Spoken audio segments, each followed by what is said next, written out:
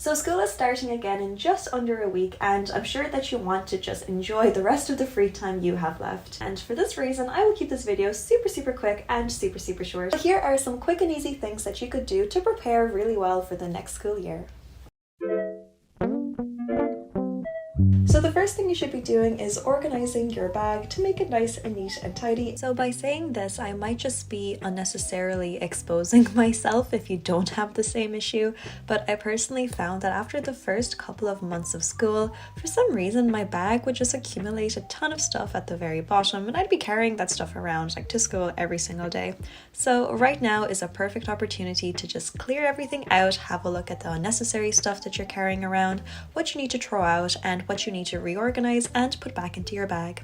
So the next thing you should be doing is actually clearing off your table and organizing it in a way that'll make it pleasant for you to sit down and study in the new year. What I mean by this is perhaps like kind of getting rid of all of the junk and clutter that you have on your desk at the moment. This could mean like making your chair a little bit more comfortable to sit down and study on, and maybe even decorate this little area a little bit if you don't find that too distracting. When you have a pleasant place to sit down and study in, you'll be surprised at how much more motivated you'll be to get your study done. Here, it's just really important for you to have a space where you can like focus on your study. It's not too distracting, it's well lit, and it's also comfortable to sit down in for longer periods of time. And even though you might be allergic to the thought of studying right now, I think that a nice little relaxed, not too overwhelming thing that you can be doing right now while you still have some time off is actually go through your past class notes and your past class tests to see what topics you were struggling with before the Christmas exams and what you'd like to go over in the new year.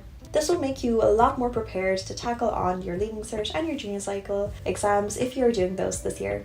This doesn't have to be anything too overwhelming. This could literally just be like flicking through your class notes and just noting down some topics that you kind of like are unsure about or that you completely forgot about. And after you've done some reflecting, then what you can actually do is set up some goals for the new year. I know it's very cliche to like make New Year's resolutions and all of that sort of stuff, but if you like choose 2 to 3 things that you feel as though you really want to improve upon, and if you write down a method of how you want to improve upon that thing, then you'll be surprised at how you can form really good habits in the new year. And as a bonus, you can display these sort of goals in a place that you look at every day so that you're reminded of the things that you want to achieve this year.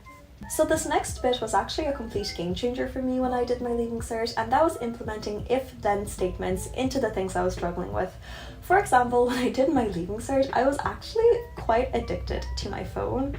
I really loved checking Instagram and just scrolling through that like for hours on end. I think it's like so easy to get addicted to social media when you're already stressed out about things, because it's just so easy to just like switch off your mind from study and just like aimlessly scroll for hours on end. And TikTok is actually like notoriously bad for this too. The way I was able to get over my like social media addiction was actually by implementing this if-then statements. So basically what I mean by this is that if I suddenly realize that I've been on my phone for more than 15 minutes scrolling, then I told myself that I will specifically switch off my phone, turn it over, and put it aside. So if I catch myself being on my phone for longer than 15 minutes when I'm supposed to be studying, then I will switch off my phone and put it on like a really high shelf. So preparing myself with this very specific method of what I will do if I catch myself doing something bad actually really helped me to like overcome it. Because it's really easy to tell yourself, oh, I don't want to go on my phone too much today. Well, like when you're on your phone, and because social media apps are just like so addictive, like that's not enough to just like stop that bad habit. The more specific you are with what you're going to do if you catch yourself doing something bad, then the more likely it is that you're going to stop that bad habit. And this doesn't just apply for social media. It can be like if you catch yourself procrastinating studying a certain, like subject. For example, if you hate doing past exam paper questions in maths, then you should be implementing some sort of if-then statements to help you get through it.